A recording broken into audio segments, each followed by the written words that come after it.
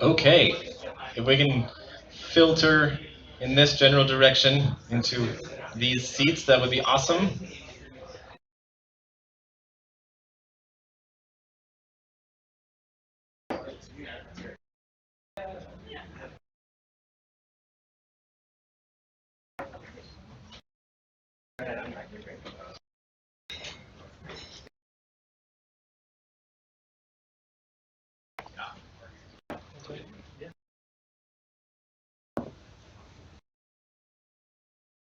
All right, here we go. Good evening. Welcome. This is the March show and tell for Portland Creative Coders. We're going to go ahead and get started. You can't see the little time thing on there, but it's very important that we stay on schedule because there is a schedule. Welcome. I'm going to go over some introductions and do this hello that I'm doing right now. My name is Ben Purdy. I am one of the organizers of the group. The organizers of the group is sort of a loose term. It's basically just whoever is volunteering to organize for various things. There's sort of some regulars that tend to be part of that rotation. Surya Buckwald is right over here doing live streaming. We're streaming live on YouTube, and this will be archived later. So keep that in mind if you get crazy or something. The Wi-Fi information is on this whiteboard right here if you want to be on the Wi-Fi. Food and drinks, I think everybody has that figured out. It's the table back there with the cooler underneath it. Bathrooms, I don't know if you figured that out yet, but all the way back to my right, you'll see a whiteboard that says restrooms pointing to the left. If you go into the server room, you've gone too far. You find yourself right now in the offices of the Oregon Storyboard. Thank you, Oregon Storyboard. What is Oregon Storyboard? We're going to have Nick Lambert come up and talk a little bit about Oregon Storyboard. Thank you. Hello. Thank you so much. We always love having new meetups in here, and I've been particularly intrigued with all the interesting objects showing up in here. So thank you and welcome. Oregon Storyboard, a couple years ago, we started out as a digital storytelling tech accelerator, and we had 2 classes that we ran through in a fairly standard accelerator environment. And as we got in closer to 2016, we were trying to figure out what we were going to do for the next year, and we were like, well, I heard there was this grant for the HoloLens coming out, so we all got together and we wrote in a grant proposal and sent it in, and we were one of 5 organizations in the nation that got it. The others that got it were Carnegie Mellon, Dartmouth, UC Berkeley, and Virginia Tech, and then us, along with Clackamas Community College. And so on the other side of these barriers, there's the classroom. And we're creating a brand new curriculum, brand new to everyone, including the instructors, on how you develop for the HoloLens, specifically with the automotive course out of Clackamas. So basically they're building augmented engines that you can see in a 3D space and interact with. And it is super cool. So we're very excited. We got the HoloLenses just recently, and that's a secret. So, so anyways, so we went from accelerating companies to more or less accelerating workforce development and training people for this brand new technology. So we're excited for the future. Thank you.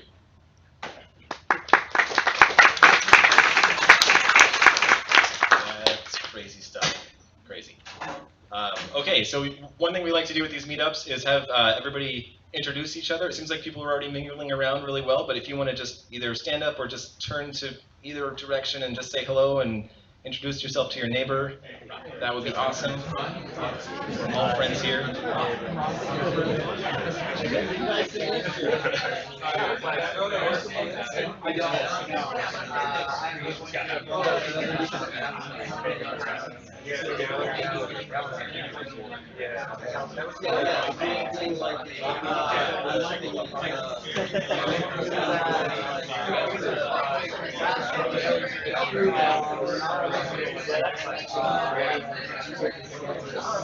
Okay,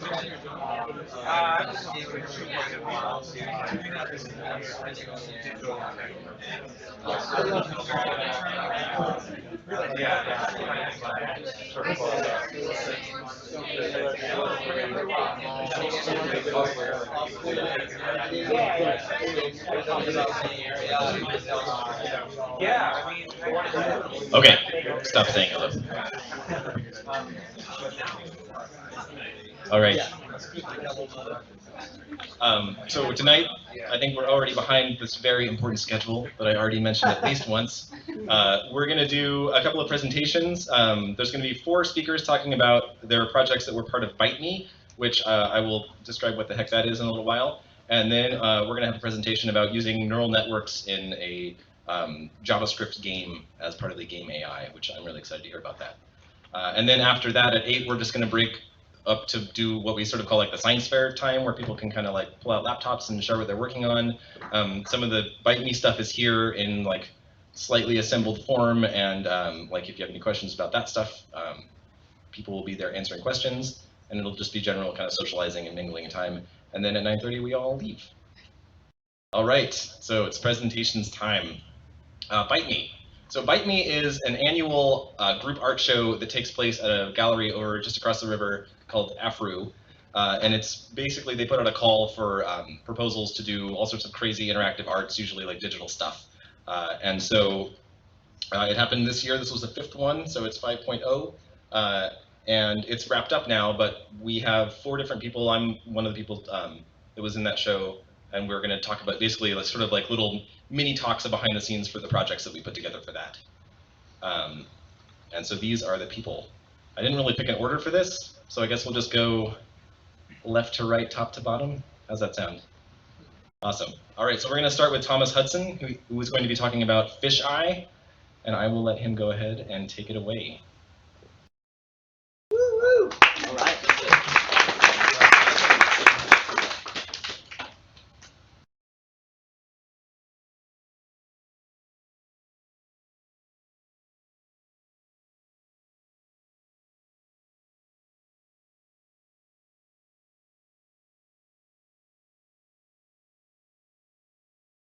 So I actually worked with Tony Rieker on this as well. He did some coding.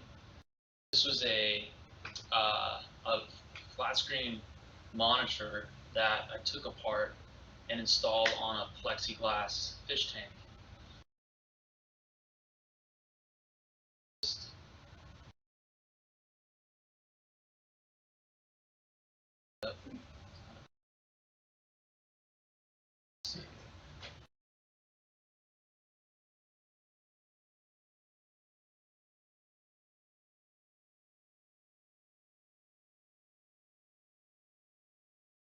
So I do a lot of Instructables on the projects.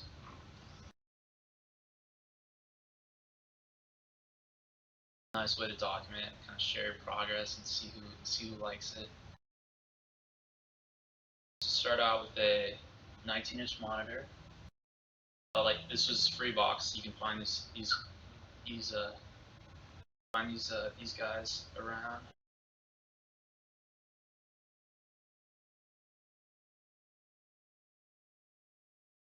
All right. Pay attention.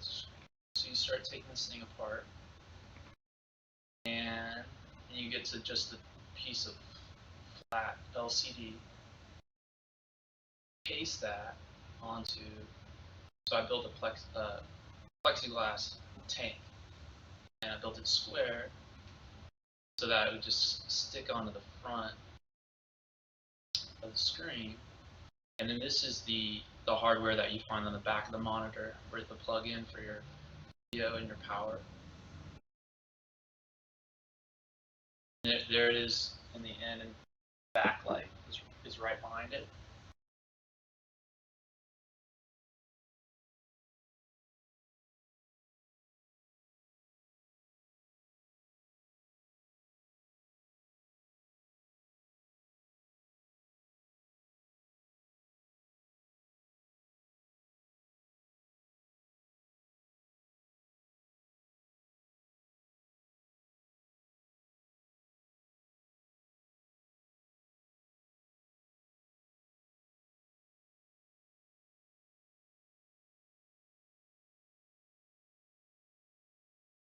All right.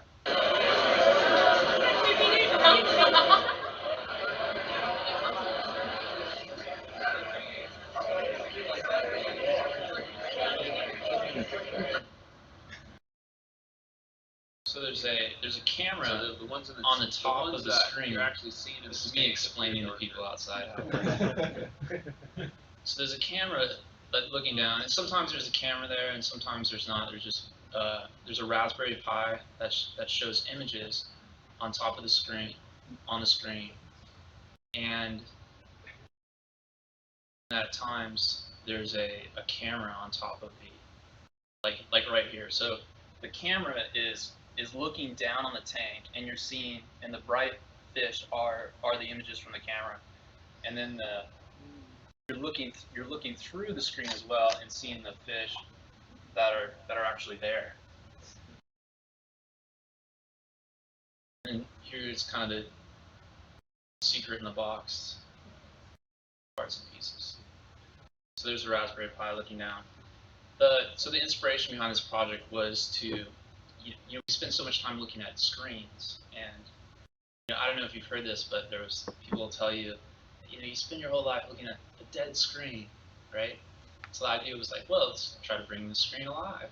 And so there were mostly mechanical components to this. There was some software, the Raspberry Pi, and that's what Tony did, who's also a speaker. He came up with he used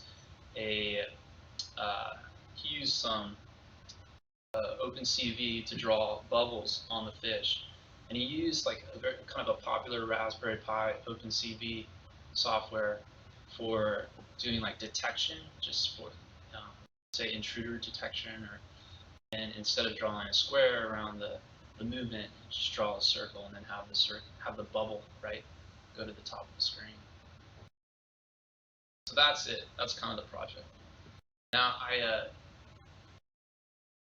Ben was nice enough to let me talk for a second also about a project that we did at OMSI recently. I work in OMSI. I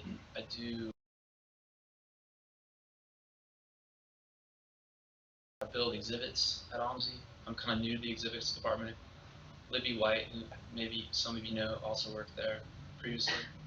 So we just released this AR sandbox. We built 2 of them, and it's based off of a fellow, Oliver Kralos, out of UC Davis. He open sourced this amazing project that uses 3D scanning and projection mapping. So it uses the Kinect to look at the sand profile and then projects over that colors based on the elevation. This guy Oliver, he didn't develop. He didn't like this. He really made this project possible for probably over 100 museums have this right now. He's been working with a VR toolkit that does the OpenGL rendering, or it looked like since 2010. So here's what it looks like. The Kinect is looking down at the sand, and then there's a projector. Here's another profile of the Kinect looking down at the sand. And it's just amazing. It's so much fun to watch people play with. I got a little video of this as well. This is happening in real time as people play with it? Yeah, and also, since we're all professionals here, if you're ever in the area at OMSI, feel free to stop by, send me an email or something, and we can I can show you it, give you a good excuse to hang out at OMSI. Let's see here. Did you essentially build it from his plans, or did you do a lot of modifications to your drawings? Yeah. Nice.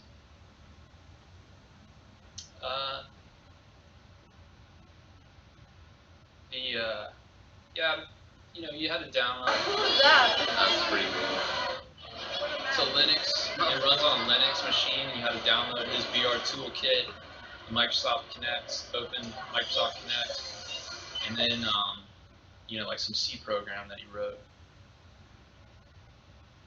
Really fun project. So I didn't have to do a lot of programming on that. But right next door to that is another project that was involved in. And, oh, also, let's talk about this for a second. How does the Kinect work? So hopefully everybody's familiar with the package of the Kinect. It uses a structured light, so it has an IR LED or IR emitter that emits a structured light, and so it does a scattered light. This is kind of an example of maybe what a scattered light might look like, and it uses the deformation of the light pattern to kind of understand depth. It also has what's called an astigmatic lens. So it's got an IR emitter and then a lens that receives the light after it looks at the profile of the light on the sand. And the astigmatic lens has a different focal length for the X and Y IR. And that's how it works. I guess it's Microsoft licensed the technology from another firm. So, and they're not necessarily really open about all the details of how it works, but this is how most people think it works, which I thought was pretty interesting. Because often, like when people ask me about the Kinect, I just kind of shake my head like I know how it works. I realized like a number of times that I really didn't know, and it looks like a lot. Sounds like a lot of other people don't know either, but it's kind of pretty fascinating. So yeah, come to OMSI. And we have that project. There's another project. I really don't have time to show you. I think I'm out of my 10 minutes. But it's built a kiosk that uses it uses a JavaScript web audio to show waveforms of animals, and you kind of hit the animal, and then all right, I'm gonna show you. You hit the animal, and it shows you the waveform. Oh yeah, this is it. So we just kind of launched this as well, and it's part of the same kind of exhibit area.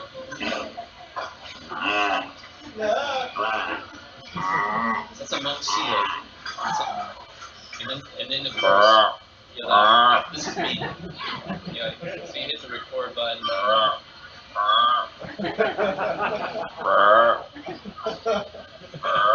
That's it. So yeah, that's the common loom.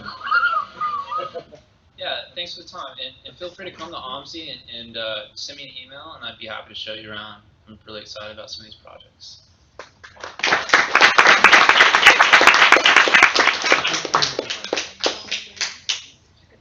Right. I forget who's next. There's so many things open. Oh, what's that? Oh. Okay. We'll get back to this thing.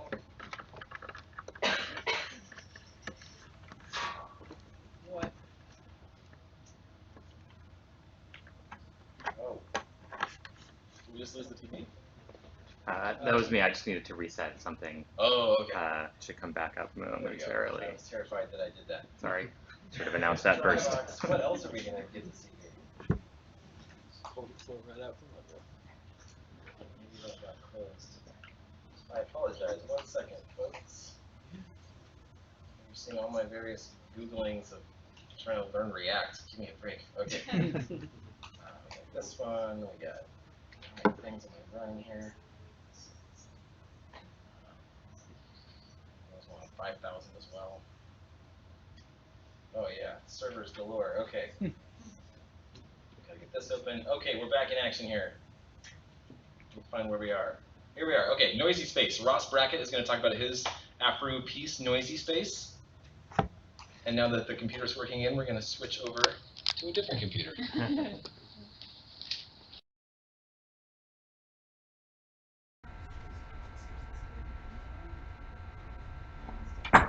Oh no!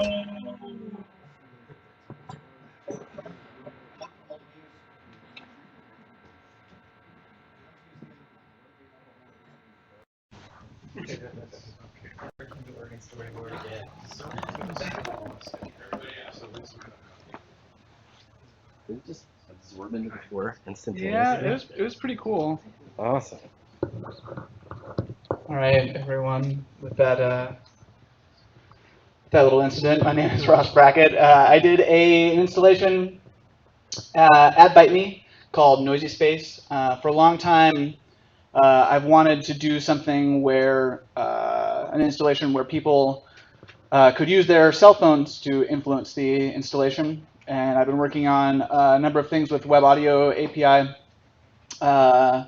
So the plan for this changed a little bit as I proceeded, but what I ended up landing on is to give you some backstory. A few years ago, the Rock Band series of video games, I don't know if you're familiar with those, somebody figured out how to crack the DRM on them and then widely release essentially every song that has ever been in Rock Band as distinct multi-track recordings that are pretty easy to find on the internet if you're looking for them. So I took a number of them that were danceable songs, and then I thought it'd be great to have a program where the point of the program is to get people dancing. So put this all together and created an installation called noisey.space. I'll just give you a brief demo of how it works here. Let's see. So I have, yeah, that's it. I have a directory with these 4 songs here, Bob Marley, Miley Cyrus, Steve Miller, and Village People, just as a demo.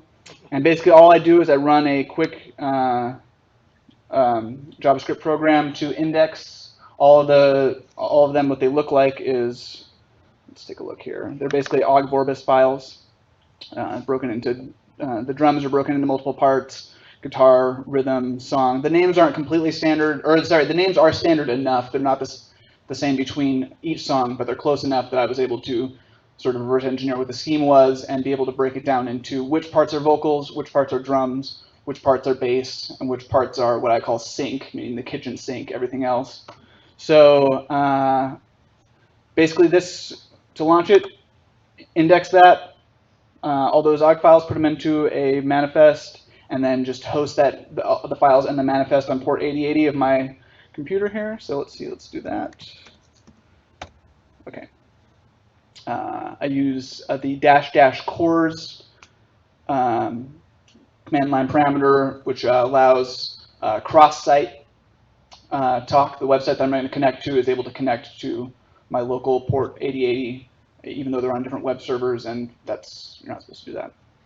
So by adding course the command line, I'm able to do that. And then let's just, so if I connect to this URL, should start the video game here.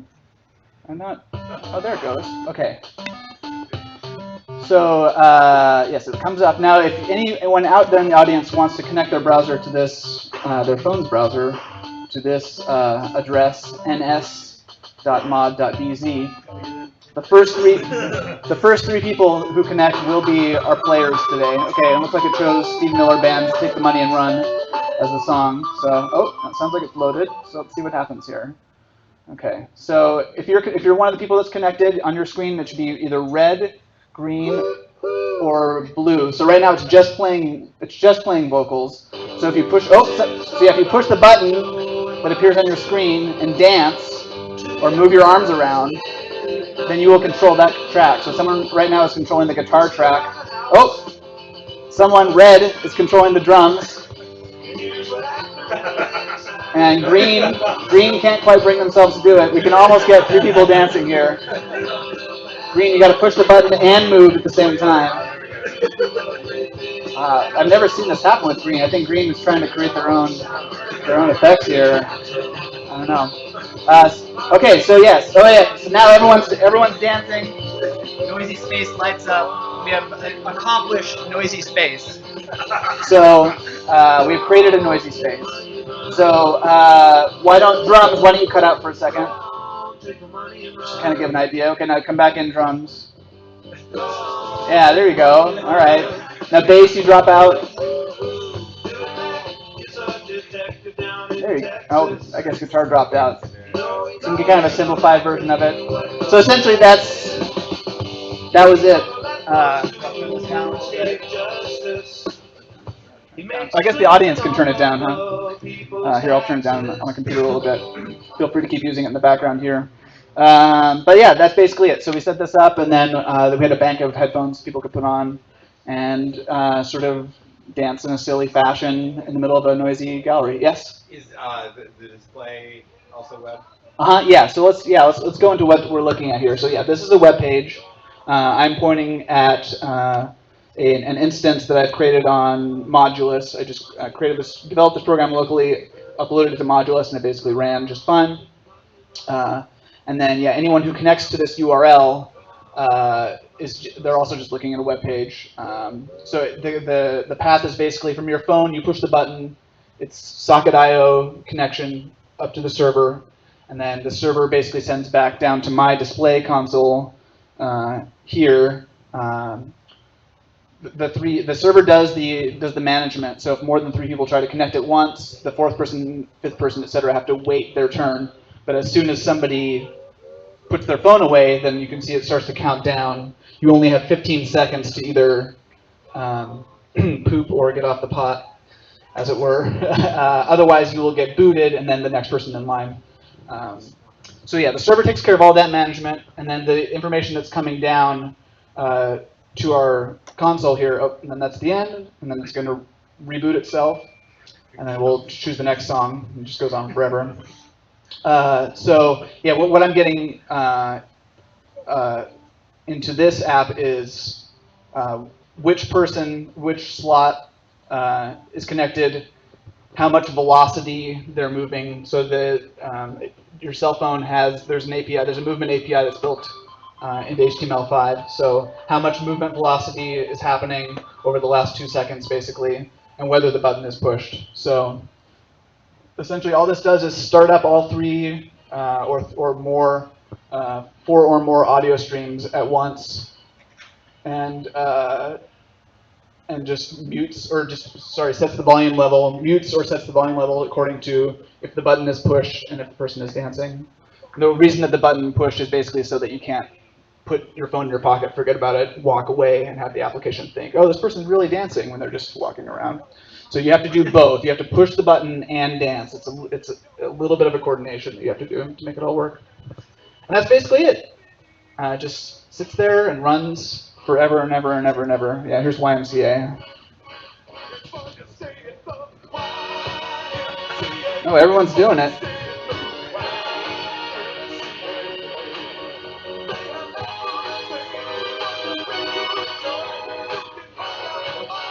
Yes. So the modulation is kind of slow. Yeah, it's a little bit slow because it's. If there's delays and stuff. Yeah, the delay isn't that bad. It's intentional so that there's sort of dancing isn't necessarily the most continuous, constant momentum information that you could potentially have going into a program. People are, moving, stopping.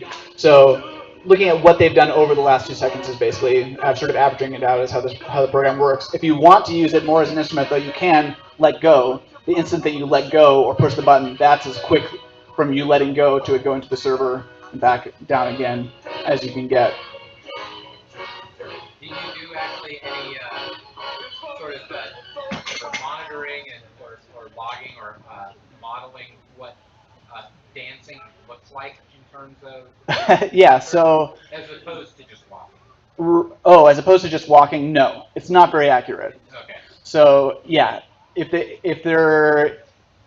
you wanted to get more into that, then we'd have to have information about what the beats per minute is. Right. We need to have something that could look at beats per minute or multiples of beats per minute in order to make a decision as to how well a person is dancing. This takes no consideration. It's not a judgmental program. Right. I guess you could do that if you had some sort of property called the BPM that even if you identified it sooner and yeah. Right, yeah, no, I think that it would be, I think that yeah, eventually you could do something where in order to make it work, you really have to coordinate with the other 2 people. And I think that would be great. Like if you really have to all right, we're going to do this. We're going to make a song that everyone's heard play normally out of a sound card by doing a very intense dance where we are all moving at the same moment. Yeah, I bet you could, and that'd be cool. Yes? So Space Team, right? Huh? Space Team? Space Team? Really? Oh, okay. So there's this game for mobile that isn't anything like this, but it has the same basic model that it's a collaborative shouting game. Oh. That's what it's. So you should check it out. It's super fun, but it's a few years old. But I've always wanted to make a clone of Space Team, and I'm curious. I'm not a clone, but I've always wanted to take the basic premise of lots of people using their, or a group of people locally using their mobile devices to collaborate on a game. And it seems like you've done a little bit of the work for figuring out some of the stuff. Is the code available? Yeah, it's on GitHub. If you search for noisey.space, you should be able to find it. Or Karaoke Research Council is the name of my GitHub account. Feel free to take it. The code could definitely use some improvement, so feel free to improve my code. I'd probably start over, but I just use it as a reference. Okay, I see. Gotcha. But I mean, you've got a working prototype. Right. So yes. good. Yeah. So that's basically it. Is there any other questions before I shut this down? Oh, yeah. You could be around long enough for me to ask you about cores?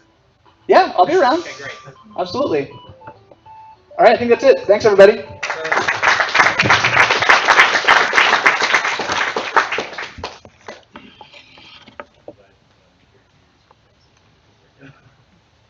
So great. I'm not going to bring a beer up here again.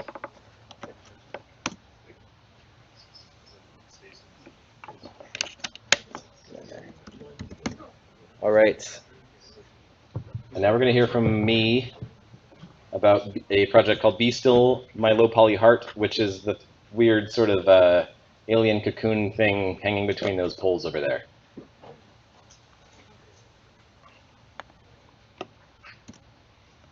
All right.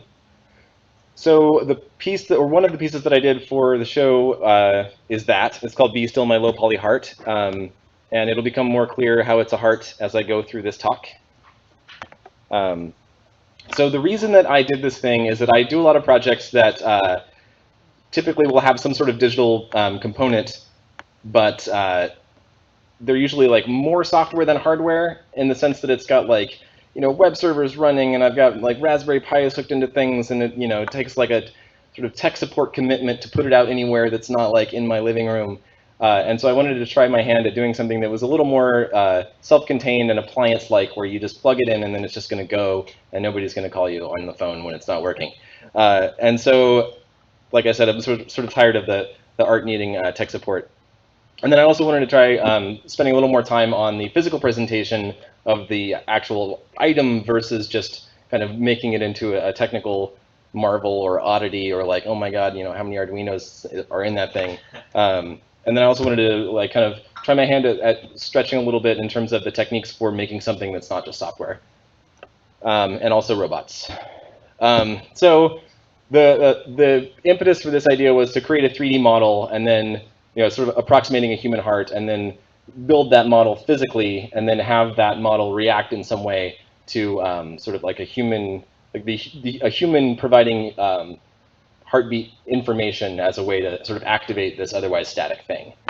And so the first problem that I ran into right away is that I'm not good at 3D modeling. And so I figured out, because it was going to be low poly, like that wasn't really a problem, but like about 5 minutes into any like session of Blender, I started like hitting the table and swearing. And so I'm like, okay, I got to figure out a solution for this. So I went on this site called TurboSquid, where you can find all sorts of cool 3D models, and I found this like crazy detailed anatomical human heart. And then what I did is I went into Blender, and I just put a huge box around it that completely surrounded the thing. And then I know how to use like the Boolean like solid geometry tools to just like subtract chunks off. And so I just took another bigger rectangle, and I just sort of used it like a knife and just cut chunks off the big rectangle until I had this thing that was sort of like the approximate silhouette in 3D of the anatomical heart. And when you see them next to each other, it looks less like a weird sort of like alien robot egg and more like a heart. So that is how I got the 3D model.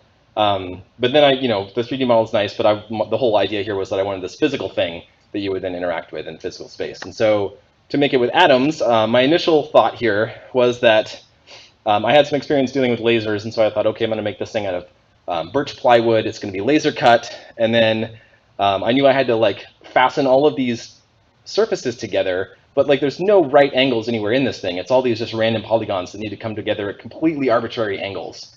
And so I figured I'll find some way to like 3D print some brackets or something that I can glue or screw onto the inside or something like that. And then ultimately, for the interactivity, I was thinking that I would use some sort of like fingertip or wrist heartbeat sensor, and I would put LEDs inside, and you would see your heartbeat sort of like shining through the cracks in all the seams. And the problem is that after I had it laser cut and put it together, I found that there are no cracks because when robots make things, it's like very precise, and it fit together so well that you couldn't see any light out of it. So. So I ended up going with white acrylic that just lets the light transmit through, and you'll be able to see that in the sort of science fair section later. And so anyway, that was the plan. I had been doing prototyping, and this is kind of jumping back a bit, but it does seem like quite a lot of work. Like it's it's a lot of different polygons, it's a lot of different connectors, a lot of different faces that have to interface just perfectly. And so I basically started this project and did a whole bunch of like really quick and dirty prototyping. This is like a really short montage of the different steps. I made just a paper model that was an arbitrary shape. This is the shape in Blender. Then I 3D printed that shape just to see what it was like physically. Then I made a foam core mock-up that was to scale. That's back there too, which ended up being really handy because that was sort of like my cheat sheet because I had all the faces indexed. Because when you get the laser cut parts back and they're just in a box, it's like, oh, it's just a bunch of random polygons. Also, when the foam core model, I don't have a plotter or anything big enough to print out templates, so I just used projection mapping software, and I projected like the Illustrator file onto my workbench and literally just traced it onto foam core and then cut it out by hand, and that worked surprisingly well. So to kind of sum up what I built this out of, from the digital to the physical, to get from bits to atoms. I needed vector outlines of each face that were, all scaled similarly. And then I also needed a way to come up with all of these unique brackets. Because again, like every face has a different angle that it meets every other face. And so I basically started with an OBJ file. And anybody here who's done anything with 3D graphics, also I use 3JS and the browser a lot to do this sort of thing.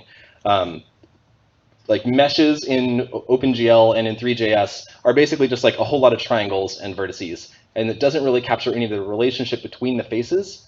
And so that was kind of a problem because I needed to know information about how faces related to one another and the edges that they shared between each other. But the good news is that OBJs are like the simplest format ever. It's like clear text. It's just a whole bunch of like triplets of numbers representing things like vertices and faces. And so I just wrote a little parser and made a little custom tool where I could build my own data structure to store the mesh that would sort of have like a list of faces, and faces would have edges, but then edges would also have the two faces. So I could kind of like traverse this data set to get what I needed out of it. Yeah? Just for assembly instructions. Yes, this is like tooling. So I haven't even got the polygons yet. Were you writing the normals or something? Yeah, so Blender will export to OBJ. You can sort of pick what you want in there. The OBJ file format supports things like face normals, vertex normals, texture coordinates, and all of that sort of thing. And so I had the normals from Blender. Luckily, I didn't have to do like normal calculation myself. So then you were able to kind of get an angle. Yeah. How to an angle? Okay. Yeah. So basically, like because I knew for each edge, I knew the two faces that edge was coming from. I could then take the two normals from those two faces and figure out the angle between them for each bracket. So I have this very ugly but functional tool that was what I used to actually make the vector outlines that I ended up putting into Illustrator to do the laser cutting. And so this is just that same OBJ. There's sort of like the red selected face, and then green are all the neighboring faces. Yellow is like one of the highlighted legs. And then I can sort of spin through here and highlight different faces. And this allowed me to do automated placement of holes for screws and things like that. I don't have any UI hooked up to this thing. I basically just was doing it all through the debugging console, but I've got commands to like, change the offset of where the hole is along the face or add or remove them. Because some of the faces don't actually have clearance for the brackets, and some of the faces were so, like the edges were so long that I wanted to have more than one. And because the edge information is kind of like a first class piece of data instead of just being a pile of polygons, the hole information, like the placement of the screw holes, is associated with each edge. So as I'm moving a screw hole around on a given face, that neighboring face is also having the like matching screw hole move around. And so this basically would just allow me to export a whole bunch of SVGs, one for each face, that I could then bring into Illustrator. And this is one of the annoying parts, but this is what it looked like. This is something I want to improve upon, but this is the thing that I had to send to the laser cutter, basically. They have this like template, and I had to manually pack all of these polygons in here to fit within the stock and within the cutting envelope of the laser. So I would love to automate that part, but I just never got there. So that is how I got the faces. And so the other thing I needed was the brackets. And luckily, there is this really awesome tool called OpenSCAD, which, again, like I suck at modeling, but I can write code. So OpenSCAD is basically like a development tool that instead of dragging points around and extruding faces, you're just writing out the instructions on how you want to create these like physical parts. And because of that, everything is parametric. And because it's parametric, OpenSCAD allows you to inject variables from the command line, so I can automate like running my little script that generates a bracket, which I will show you. So this is my OpenSCAD model for the little brackets that are on the inside of these things. So it's basically just like super simple. It's like a little, just a little thing that can be at some arbitrary angle with 2 screw holes. But that angle is defined right here. And like this is, one of them from the model. It's like some crazy, super high precision number. But you can just change this to anything, like make it 70. And when I save it, you'll see that the model updates. So basically, I just had that sort of OBJ analysis tool spit out a JSON file that was like the angle and then the 2 face indexes, an angle and 2 face indexes. So then I used Node to automate this script in OpenSCAD to just take the angle, change the angle in the script, and then save the file out with the 2 face indexes.stl. So I ended up with like 83 different STLs that I had to then 3D print like one at a time. Yeah? I love the way this tool makes, like normally a 3D modeling or a CAD program would have like a billion buttons and like complicated menus everywhere. And this tool is just a text editor and like preview and like that's yeah, it's really nice. Also, you can find a lot of OpenSCAD models on Thingiverse where it'll be like, download this pair of glasses, and then like there's variables for like how wide is your face, and it just customizes the glasses so that just perfectly fit your face. So yeah, people get crazy with this thing too. I'm very clumsy with it, but it's very powerful.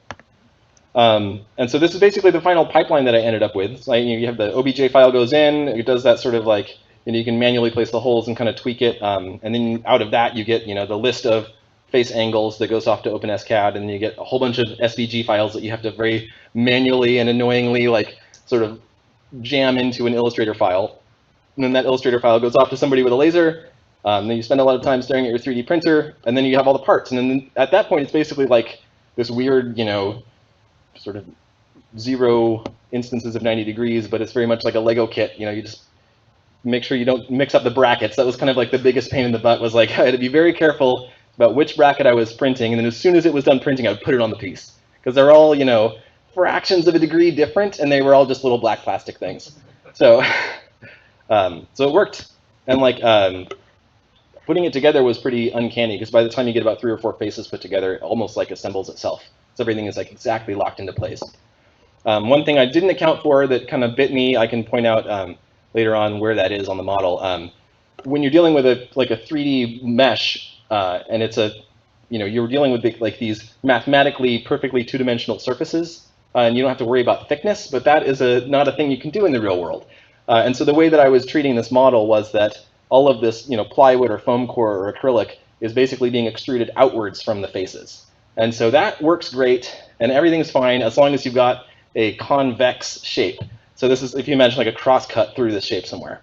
There are a couple of places on the model where it's concave, and that's a big problem, because there's no way you can really account for that, especially if you're using something like a laser, which can't cut bevels.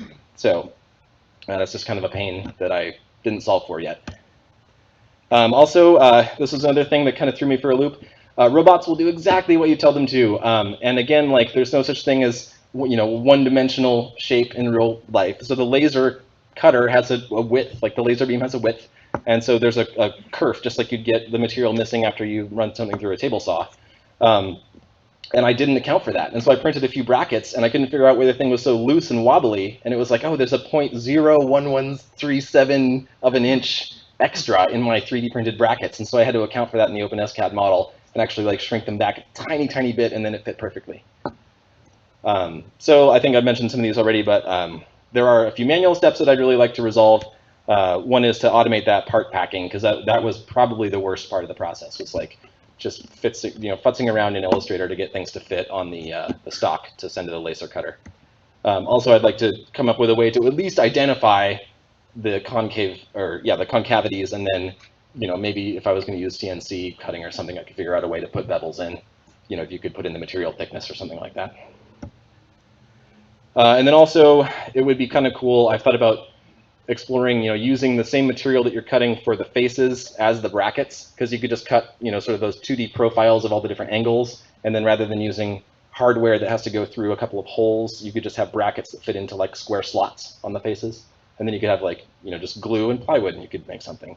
Or you can make really big things in that sense. You could take like a CNC plasma cutter and cut inch-thick plate steel and make giant, like building-sized things, where you just weld all the little brackets together and then it's a solid hull. So that's kind of crazy to think about. And that is all I've got. Like I said, I've got like the various stages that I talked about over there, and I'm happy to show them to you.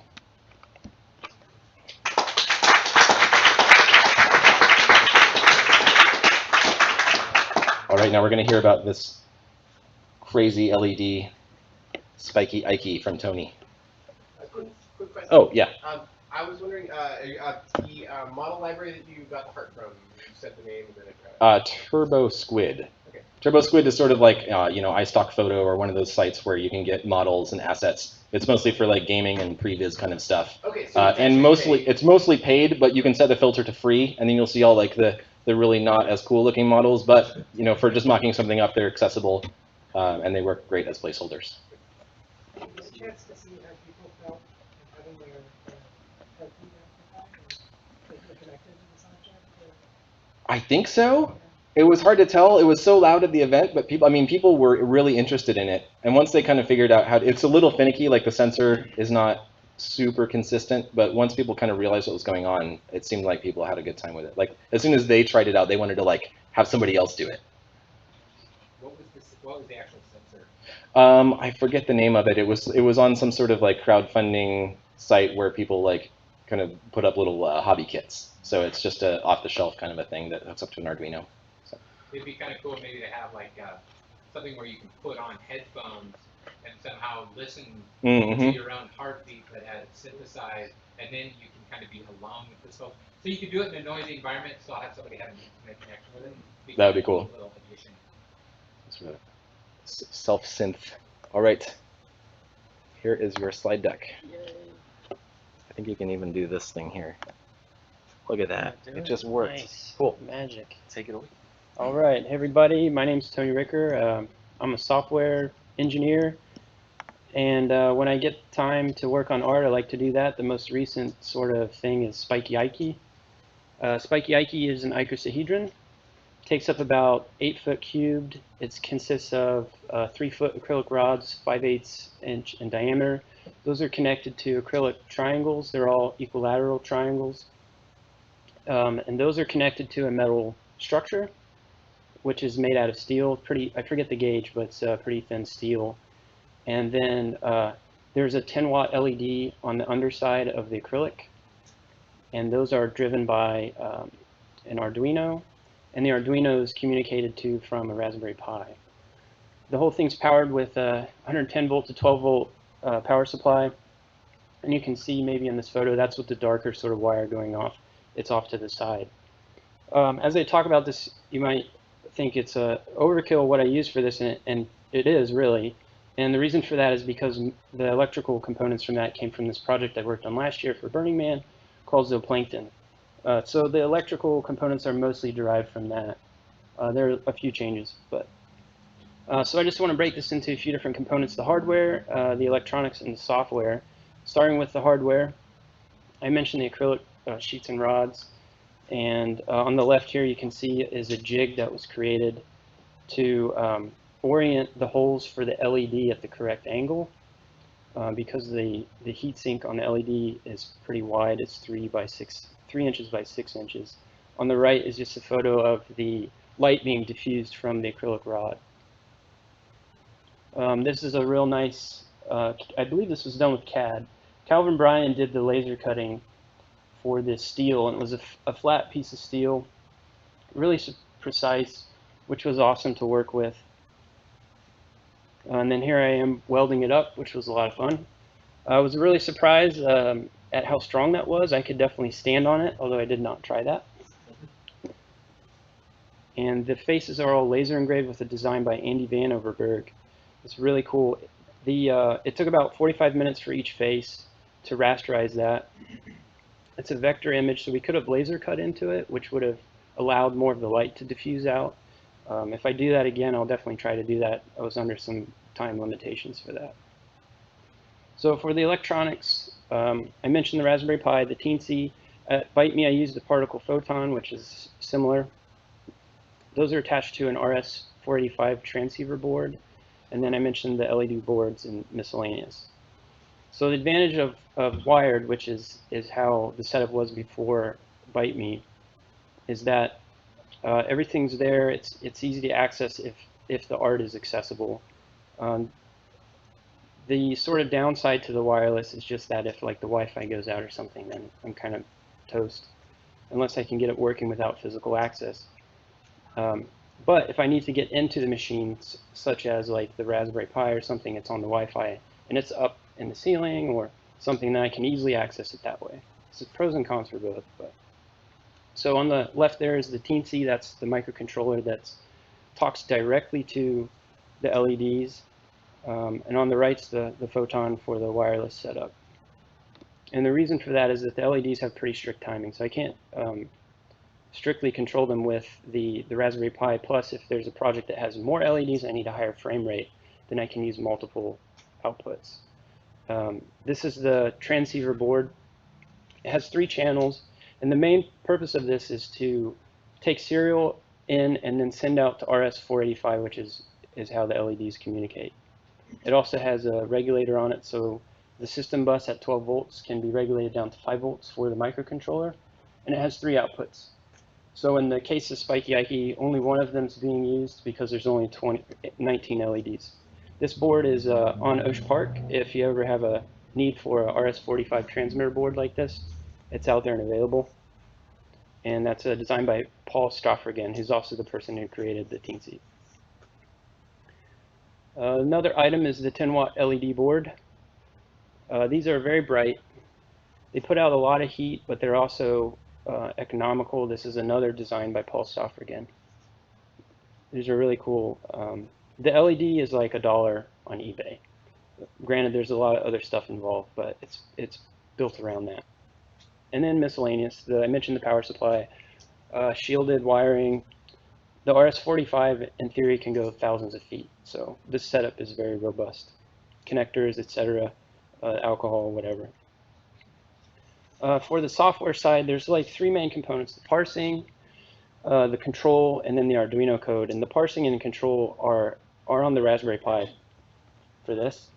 The first sort of thing, what I wanted to do was take animated GIFs and then just peel each frame off and use those as the animation. And in order to do that, I needed to come up with some sort of target. And so that's what this is a picture of.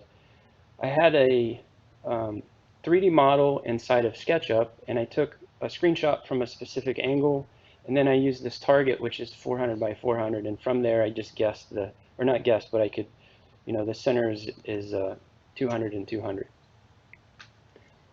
And so the software on the Raspberry Pi, basically I went on a Giphy and Tumblr, and I filled a directory of GIFs of things that I thought might look good. It's not really known until it fires up because there's no simulator. It takes those, and for each one, it resizes it to that 400 by 400. And again, it's only 19 lights on this, so the resolution is not a big concern. So it resizes them, converts them to RGB, targets the values in the X and Y, and then it poops those out into a JSON file. And so the next item, the control software, excuse me, which is executes on startup, just goes through that directory, it pulls in a file for animation, iterates it however many times I think is a good number, and then outputs that to the Arduino or the Photon, whatever that is on that RS485 board. And that's, go ahead. So you have, I forget what the resolution that you downloaded. 400 by 400, yeah. And are you just taking the pixel that happens to be at that particular point, or? Yep. So you're not There's taking an no, average, or? no, there's no smarts to it, and I thought about that too, and haven't come up with a solution for it. Just like looking at it, it seems okay, just eyeballing it. And then there's also consideration for frame rate. So I've had stuff where there are more frames and some are fewer, and it's like, wow, that one's like in seizure mode and the other one's super slow, and I haven't come up with a way for that either. So like maybe I would have to, if it looks like it's going too fast, I could insert more frames so it sort of slows down, and there need to be some sort of math there, averaging or something. But yeah, I'd love to hear your thoughts if you have them on that. Let's see. And the Arduino code is pretty straightforward. It's listening for that frame data from the Raspberry Pi. If it doesn't hear anything, it goes into the mode that it's in now, which is fallback. And that's just something programmed on the Arduino. It's a rainbow fade. And actually, Ben, will you plug the, there's a USB cable. And you can see here, the control program should kick in the service that's running on the Raspberry Pi, because it's failing right now, and then it goes into the first animation. So yeah, there you go.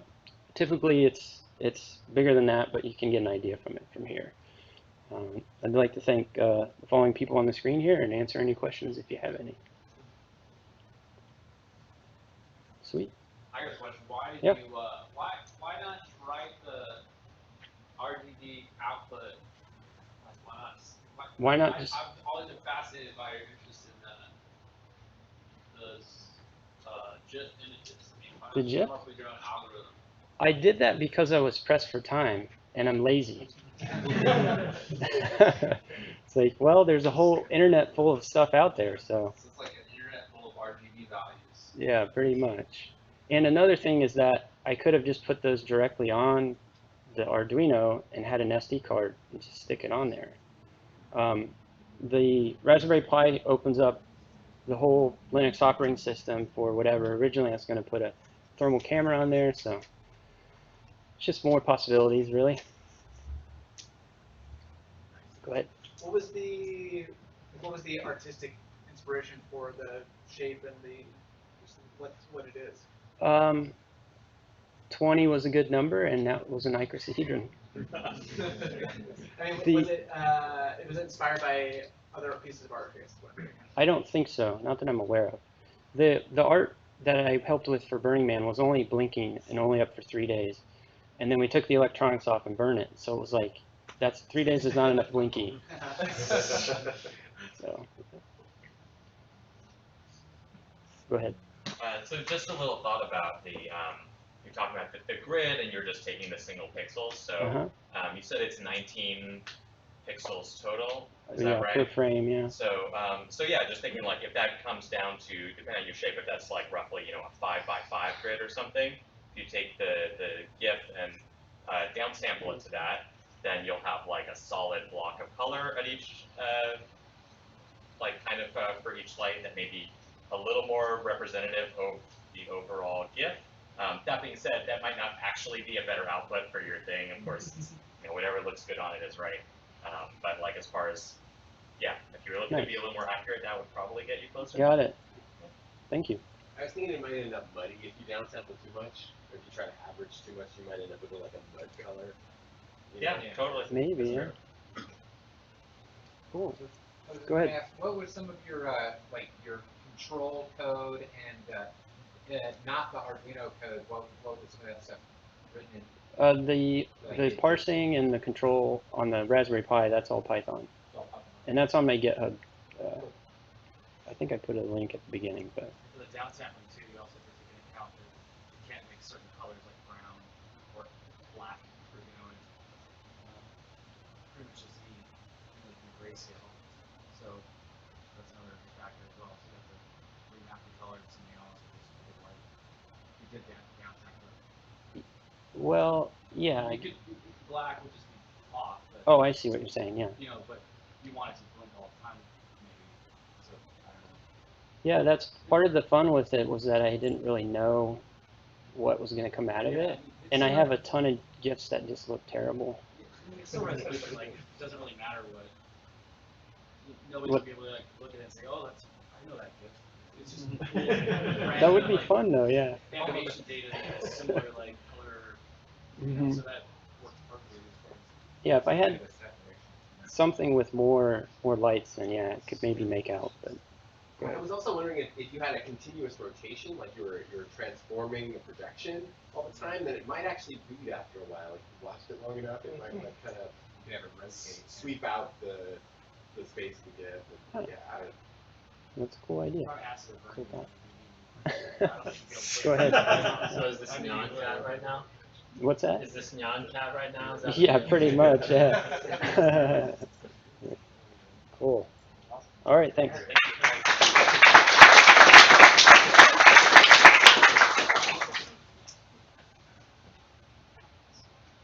All right. Now, there it is. Now we are going to be hearing from David, who is going to tell us about a project that he's working on where he is using neural networks as an actual like tool to build game AI in a game that he's working on. I'm really excited to hear about this. So, David Garrett.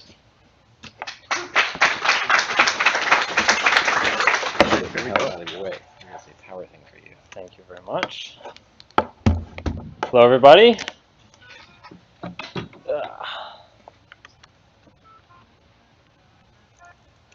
Oops. So I just want to say, really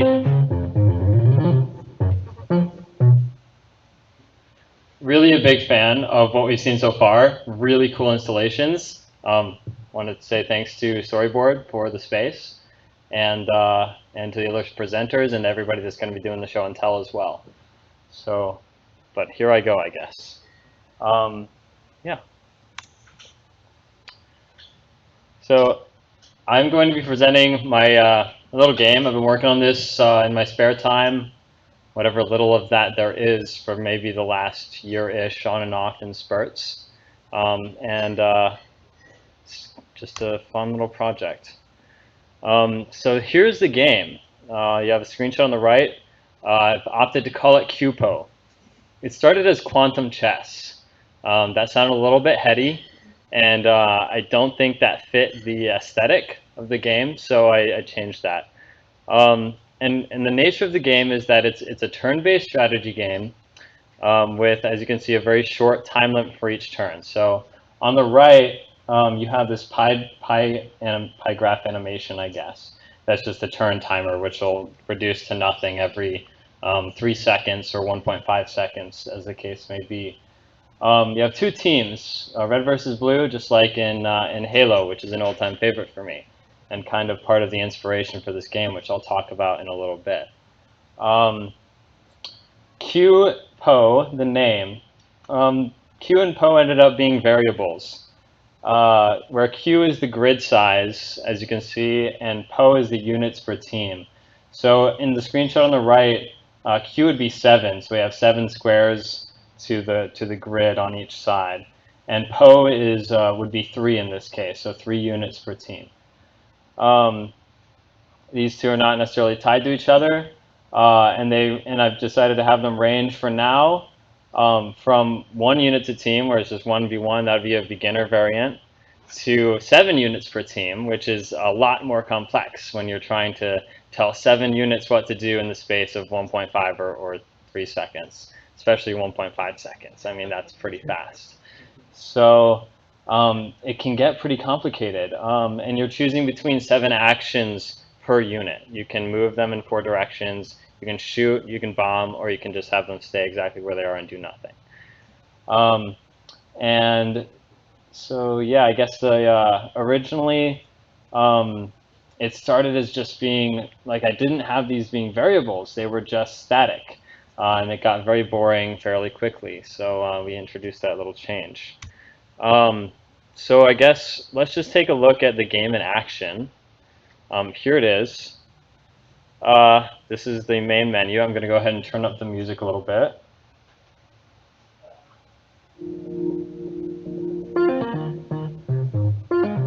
Okay.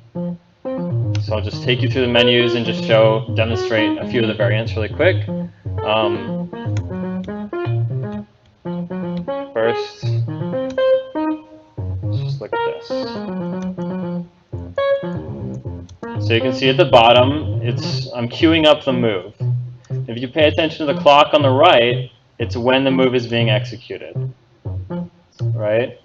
And once it reaches 0, then the moves are executed, okay? So that's a little sticking point. Reduce the music a little bit. And just go ahead and go into, now let's look at the other extreme.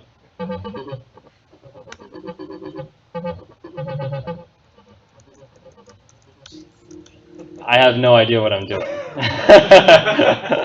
And I think the solution there is probably just to increase the turn length as the number of units increases, because the complexity is it's so very high when there are this many units on the board. The scaling, so the scaling of that is done with some math, and it looks like there are some discrepancies that get introduced. You can see the units was not quite within the boxes. If I was to move forward with this, then I'd want to quantize that and fix it every turn so they stay perfectly in their slots. We'll kill the music and return to the presentation.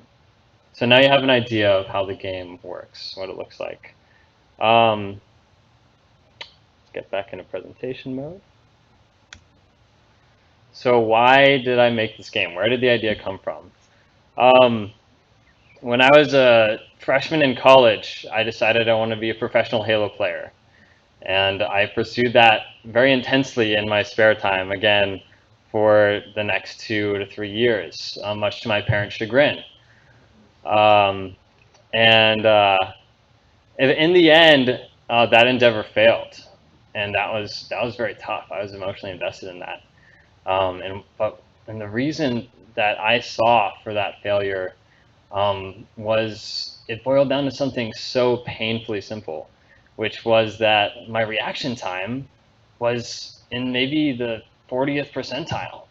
It just wasn't good enough, and it bothered me deeply that would have been the thwarting of 2 years of effort in my spare time. I mean, the amount of time that I poured into those games was astronomical and totally unreasonable.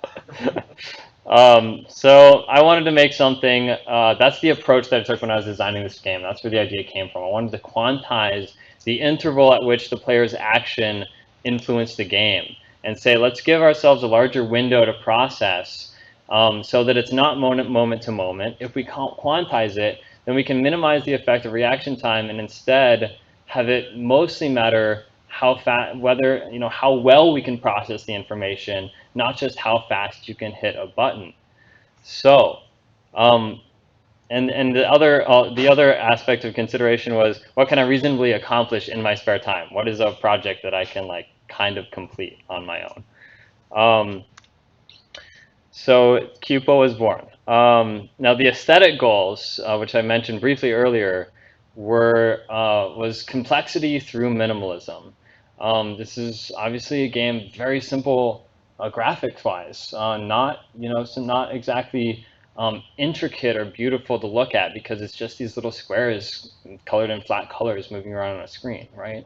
But through the permutations and all the different combinations and configurations, this was where the complexity is born. And I hope to add to that in a selective manner, if I do put any more time into this project. So let's talk about the game AI. The question was, is the game fun? That's always the question when it comes to games. Is it fun to play? And I didn't know because I didn't really have people to play it with. Like, my friends were busy. They're busy people. So I wanted to have a way to test that without bothering my friends every single time I wanted to implement a new mechanic, right? So the first thing I did was I just did a hard-coded scripted AI that just responded in a very defined way to conditions in the game. You know, if there was a bomb over here, well, move that way, get away from that, right? And that gave rise to very consistent behavior. You know, you can be a little inventive with that and insert some randomness in that behavior, but it's randomness. It's not, there's no real nuance to it. It's just mindless, right? So that was one of the issues with it, is that consistent behavior is very boring. You learn how to beat the AI, and then you can do it every single time unless you go and recode the AI. Which brings us to the idea of, you know, if I'm to change the game mechanics, if I insert a new feature, then I have to, along with coding that new feature, then I have to recode the game AI, right? So that created like an issue. So the solution then is neural networks to the rescue. Now neural networks, they're what make us tick. They're what's inside our skulls. They're biological, you know, we have biological neurons in here, but over the last 50 years, and especially over the last 20 years, there's been this big revival in this field of artificial neural networks, computation-based neural networks that are discrete, that are very, you can reach in and examine them and look at the weights of the connections between each neuron and pull out numbers, and it's nuts. And what's awesome about these, what do, right? Well, they can teach themselves. All you have to do is let them kind of explore, let them roam. And the keyword for that is training. You have to produce training data that will allow them to evolve. Like a child. I mean, if you keep a child in a room, God forbid, then it's not going to end up probably being very interesting. So neural networks are just super interesting to me. They're fun. They're definitely a big part of the future AI in like other fields, which I'll mention in a little bit. But let's find out what they are, like how they manifest. So they're computational simulations of biological neurons. And what that means is that you have an input, and then you have multiple inputs, right? You have a set of inputs. And that's, biologically, that would be our eyes, our ears, our five senses. And then we run the input data through some very complex network in here. This is a super simplified version of what most neural networks look like. And they produce some output, and this output can be used for various different purposes. But one thing that you have to do first, before they'll produce anything useful, is you have to train them. Like I said, you can't keep your kid in a room. You have to let it experience the world, right? Well, when I see the training of neural networks, every single time I think of The Matrix, where Neo gets plugged in, you know, through the thing in the back of his head, and his eyes are like, oh, and he suddenly wakes up and he's like, I know Kung Fu. That's neural networks. Like, that's amazing. So that's what we're going to look at. So when are they useful? How do we apply them? Machine learning is a big keyword here. Adaptation, self-teaching.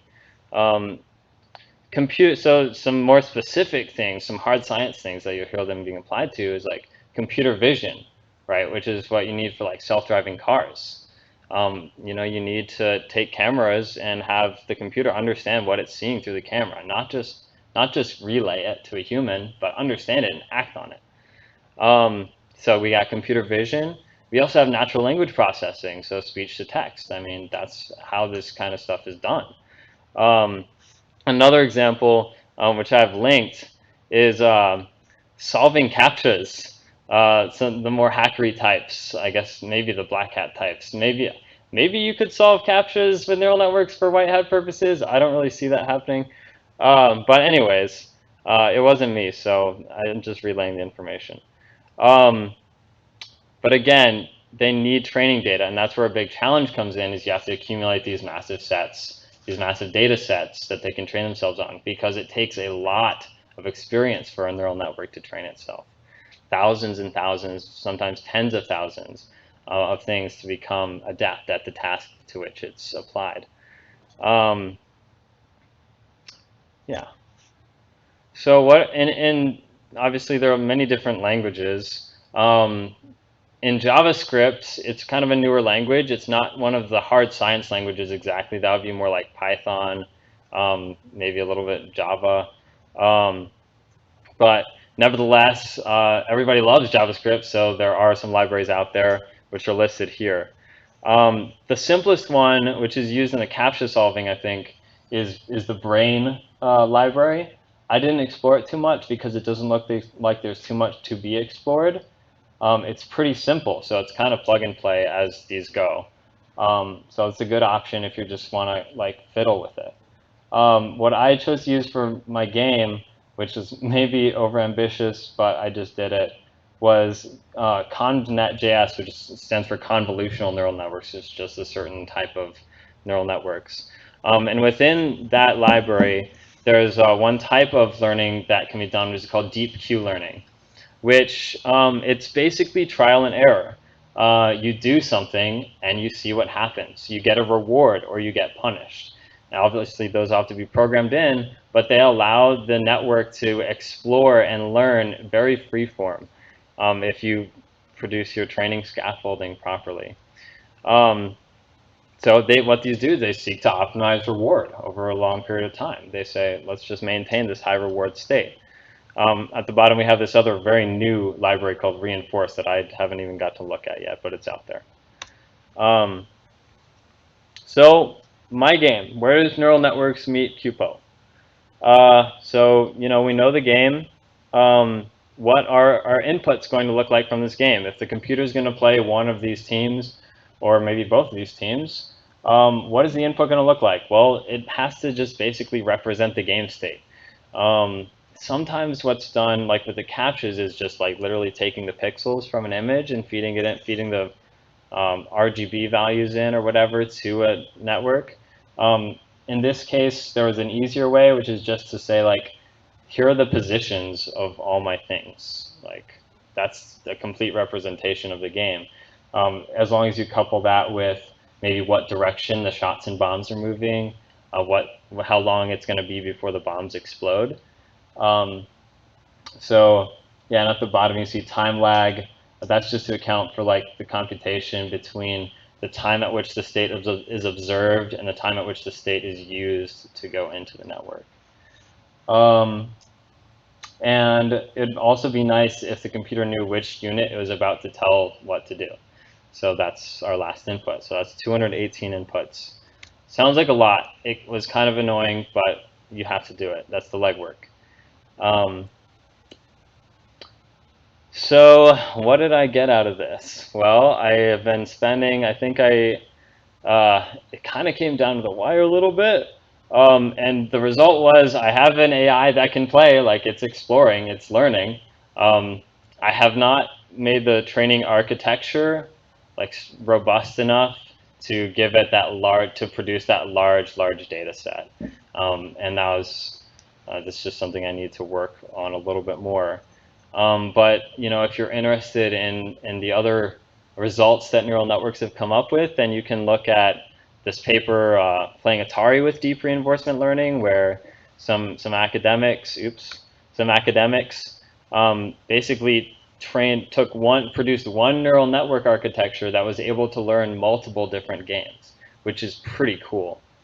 And the result there was that it outperforms all previous like neural networks and computational approaches to playing those games, and surpasses human experts on some of them, which we're seeing more and more and more with these computational architectures, which is both exciting and scary, as I guess Elon Musk would attest. He's like terrified that like neural networks are going to take over the world, as are some other smart people. So maybe we should think about that. There's another thing called AlphaGo.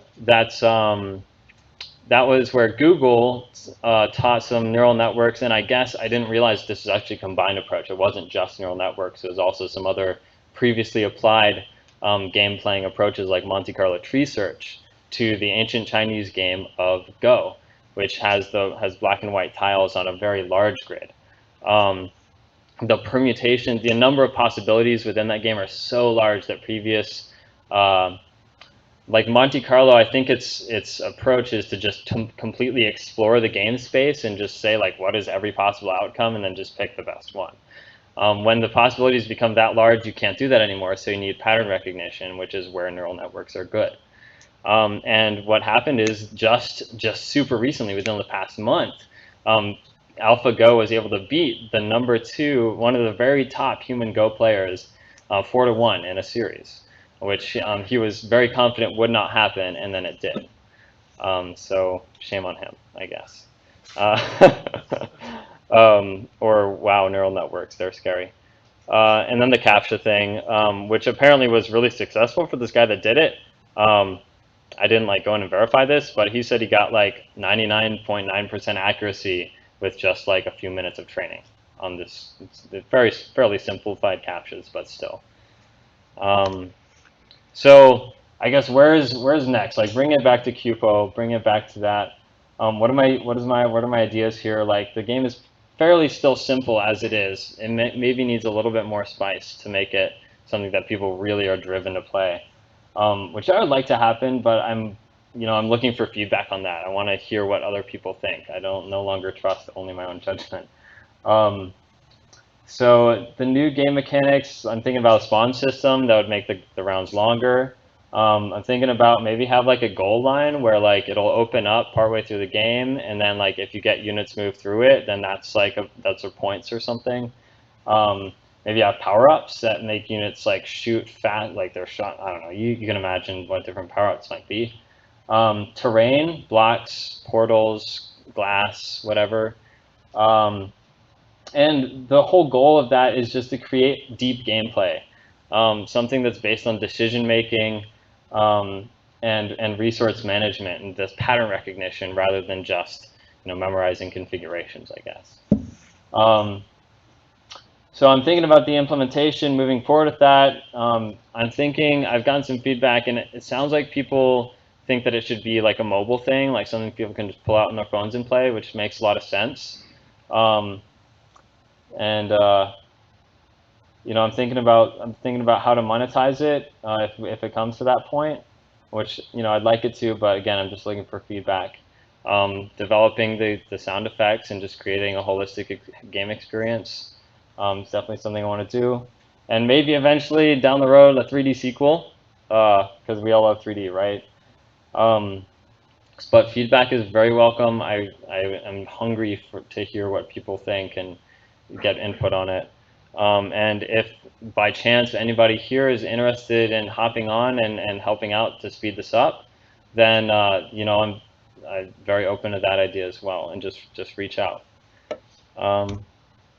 I just want to thank again the space, Oregon Storyboard. It's amazing what you guys have been able to happen here, the meetup here, and all the other people involved. So thank you very much.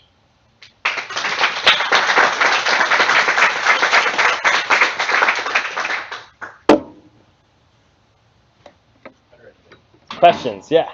It's more of a comment than a question. Sure. I saw a YouTube video like yesterday about a guy who programmed Super Mario World neural network in Super Mario World to make the gameplay level. So and he kind of goes through some of the same stuff, like doing explanations. So that's another good resource to learn more about this. Yeah. There's a lot of cool stuff out there right now with neural networks. That is for sure. Okay. Thank you. Thanks. That was awesome. All right. Thank you, everyone. Well, I know we're over the schedule, the very important schedule that I so stressed so much, and then I did nothing. And it went over. So we got the space until about 9:30. So this is the part we call it show and tell. We've also called it science fair.